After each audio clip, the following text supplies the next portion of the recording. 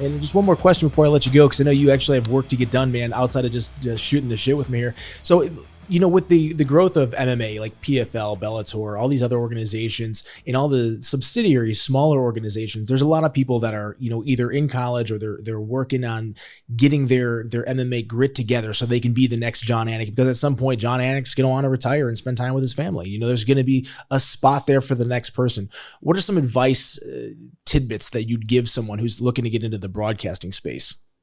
Well, there's so much young talent out there. It really is amazing, right? When you think about all the skills that a lot of folks born in the 1990s have that maybe I didn't have as somebody who was born in the 1970s, right? In terms of social media, it's taken me a while to learn that language. So ultimately, you have to find a way to be ready when the opportunity presents itself, because I was probably sitting in an apartment in Watertown, Massachusetts, smoking a bowl when ESPN in Bristol, Connecticut called and said, hey, we need you to come down and do an on-air audition. And I couldn't get a sniff in Montana. I got a call from Bristol, Connecticut. So thankfully, when the audition arrived, I had sobered up and I was ready to go. But you got to find a way to get repetition so that when the opportunity comes, however big or small, you're ready.